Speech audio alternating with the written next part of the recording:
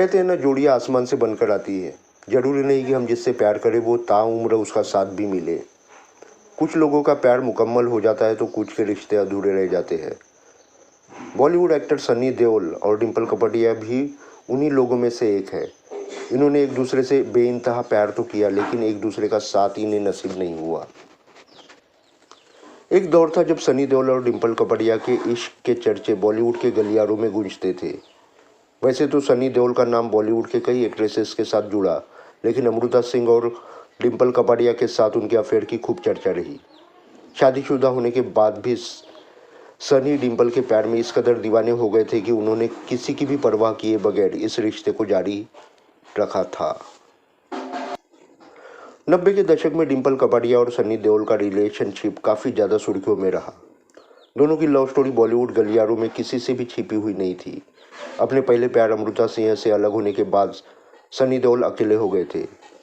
इसी वक्त डिम्पल कपाड़िया का राजेश खन्ना से तलाक हुआ था और डिम्पल की भी कुछ ऐसी ही हालत थी। बस यही घड़ी वो घड़ी थी जब दोनों की तन्हाई एक दूसरे के नज़दीक की वजह बन गई और दोनों करीब आ गए। डिम्पल कपाड़िया और सनी देओल के बीच फिल्म अर्जुन की शूटिंग के दौरान नज़दीकियाँ बढ़ी थी। इसके बाद दोनों मंजिल मंजिल, आग का गोला, नरसिम्हा और गुनाह जैसी फिल्मों में साथ काम किया था।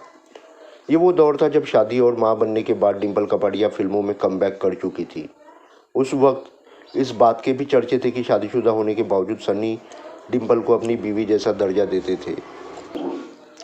डिम्पल कपाड़िया की दोनों लड़कियां ट्विंकल और रिंकी सनी देओल को बड़े पापा कहकर बुलाते थे।